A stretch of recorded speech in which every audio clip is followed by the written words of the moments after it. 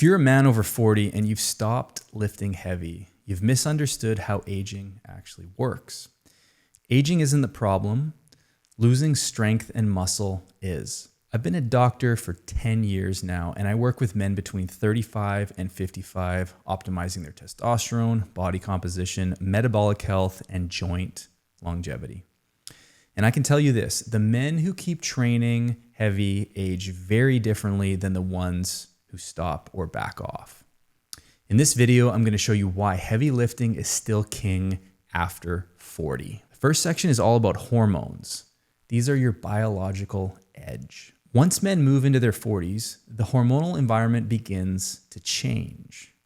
This is normal and natural. Testosterone gradually declines. SHBG, which is a protein that binds testosterone, often rises. Muscle mass begins to drop. Recovery slows down. And none of this happens overnight. But over time, the trend is pretty clear. If muscle decreases and activity decreases all at the same time, the hormonal environment deteriorates even faster. Now you can put the brakes on this. This is where heavy compound lifting becomes extremely important. Lifting heavy doesn't just build muscle, it creates a hormonal signal. It tells your body to build. When you prefer compound movements like squats, deadlifts, presses, rows, the body produces an acute testosterone response. These spikes aren't permanent, but repeated over time create a strong hormone environment and signal to your tissues. Heavy training also improves androgen receptor sensitivity. So this means that your testosterone in your system that you already have becomes more effective at binding and signaling cellular events. Another major factor is insulin sensitivity. Heavy lifting improves insulin signaling. So this protects your testosterone levels over time because when insulin resistance rises, testosterone often falls. This is not a good combo. High insulin, low testosterone, you're going to feel and look terrible. Muscle tissue itself also matters more than most people realize. Muscle is metabolically active tissue. It helps regulate blood sugar, hormones, and energy use throughout the entire body. So in many ways, muscle is an endocrine organ. More muscle creates a more stable hormonal environment. It also gives sugar somewhere to go. It's a massive glucose disposal agent. This is important. Less muscle weakens this entire environment. So when someone asks how to build testosterone naturally, my answer is always the same. You don't build high testosterone with supplements. You can support testosterone with supplements, but you really build it under a barbell with progressive overload with compound movements. Stimulate your muscle, stimulate your bones. Even for men who are already on TRT, heavy lifting is still essential. You can't just shoot testosterone and expect miracles. You have to put in the work. Testosterone provides the hormonal signal you need to feel awesome. So lifting provides the mechanical signal that tells the brain and body what to do. If you're on TRT and you're not lifting heavy, you're missing the signal that tells your body to use it. And if you're natural and you want to boost testosterone, compound heavy lifting intelligently should be part of your plan. Section 2, this is about bone health. And it's a silent decline that happens without you really noticing. So another major change after 40 is bone density. Most people associate bone loss with women after menopause. That is the group that gets hit the most. But men can lose bone density as they age as well. So it's important to talk about. This happens a lot more gradually in men, and it often goes unnoticed until a problem appears way down the road. But over time, the cortical bone begins to thin. Load tolerance can decrease. Injury risk slowly rises. Maybe chances of stress fracture, compound fractures goes up. And if someone becomes less physically active over time, this bone decline can accelerate quite quickly. Bones respond to stress. SAID principle, specific adaptations to imposed demands. If you impose demands on it, it'll respond and come back thicker. So when bone experiences load, it'll adapt and become stronger. This happens through stimulation of osteoblasts, the cells responsible for building your bones, okay? So heavy axial loading is one of the strongest signals that the skeleton can receive, like a barbell on your back for squats, front squats, goblet squats, deadlifts, overhead pressing, loaded carries like farmer's carries. One of the best ways to produce and place mechanical stress through the spine hips, and legs, okay? This stress stimulates bone mineral density to come back stronger and thicker. And it also strengthens your connective tissue, which is where the muscles and ligaments connect in and around your bones and joints. So ligaments and tendons adapt to load and become stronger and more resilient with progressive overload over time. So this will improve joint stability. Chances of slips and falls will go down. Your athletic endeavors are things you'll be able to keep up with. You'll be able to go for hikes and walk long distances. But not all exercises produce these desired effects. Cardio is excellent for the cardiovascular system, but it does very little for bone density. So if you really want to produce and support your bones, you got to lift heavy stuff. Machines help, but they don't quite load the system the same way. Free weights are really where it's at. Use a blend though of free weights, body weight, and machines. They're all good. When testosterone declines and mechanical loading declines at the same time, bone density can drop faster than people expect. So this is where heavy lifting becomes a form of orthopedic insurance, really. It protects the structural integrity of the body. It helps bolster and bulletproof the joints. And for men who want to stay active and injury resistant into their 40s, 50s, and 60s, this protection becomes extremely valuable, okay? Section 3 is metabolic control. This is all about belly fat, insulin, and what we can do about it.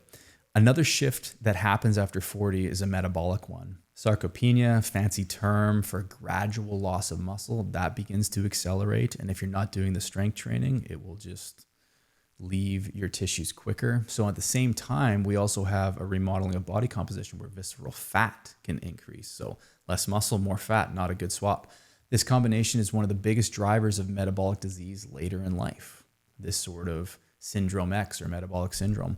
More visceral fat means higher inflammatory signaling, and it puts your organs at risk. Insulin resistance starts to develop, puts more stress on the blood sugar control system. So blood sugar can go up, insulin can go up, pancreas starts to work overtime. Heavy lifting directly counteracts all these processes. You need less insulin. You have more space for the sugar to go to in your muscle. And one of the main mechanisms at play here is the GLUT4 activity. GLUT4 is a transporter responsible for pulling glucose out of the bloodstream and into the muscle cells. More muscle, more glucose disposal. More resistance training and aerobic training, more GLUT4 receptors to the surface, and this activity improves, insulin sensitivity improves. So in simple terms, your body handles carbohydrates and sugar way more effectively in this kind of environment. Heavy lifting also raises resting metabolic rates, so you'll just burn more calories at rest naturally, just sitting there. Muscle tissue is very calorically expensive, so it requires tons of energy to maintain. So this is a good thing to pursue. More muscle mass means a higher daily calorie burn. Over time, this will start to chew through visceral fat as well, less fat on the liver, heart, and pancreas. And this metabolic effect goes even deeper than just body composition. Better glucose control will improve your lipid and cholesterol panels. Inflammation will start to drop and disappear. Energy levels will be way more stable. Anyone with muscle has more energy because that's where a lot of ATP hangs out. And ATP is the energy currency of the body. So lots of mitochondria in muscle, lots of ATP. But all of these factors feed back into hormone health. So metabolic health and hormone health, they're very tightly connected. Can't really talk about one without the other because they influence each other. Better hormones improve metabolic function. This is definitely true.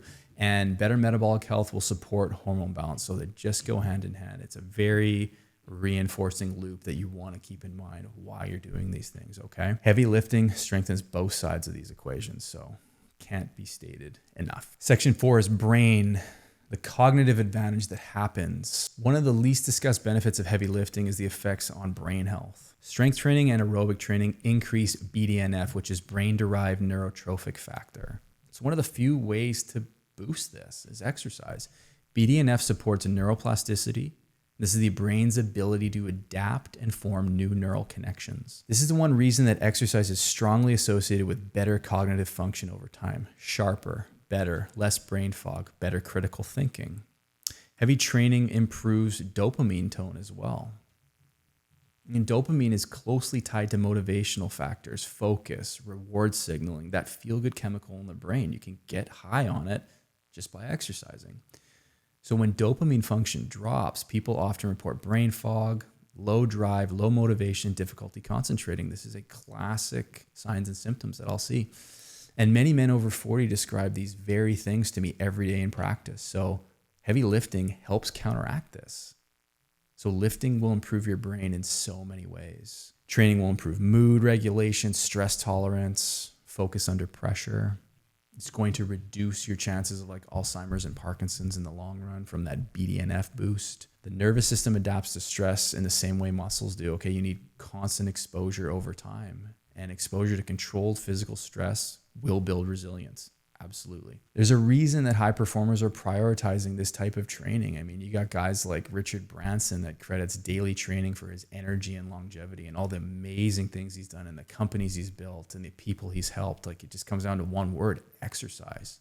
Tony Robbins uses strength and physical priming as part of his performance routine. And man, that guy can perform. Grant Cardone has spoken at length about this, how training reinforces discipline and confidence, so that when you're around people in business, speaking, dealing with them, you are confident, you can get your message across, and people will listen because you're disciplined and you look after yourself. Physical strength reinforces mental strength. And when the body feels capable and powerful, the brain will follow. It's just too connected. In the final section, section 5, this is more about the confidence factor. There's a whole nother layer to this that's hard to measure, but it's really, really easy to see. Heavy lifting will change your posture, how you carry yourself, how you enter a room, changes your muscular frame, your presence, your energy. People will notice this and they'll see there's a disciplined person. They're looking after their health, their wellness, their fitness. So am I likely or more likely to do business with that person? Am I more likely to listen to that person? Absolutely. Men who train heavy just carry themselves differently. This one thing alone could change your life. You change nothing else, but just get your body in shape with some muscle and people will treat you differently.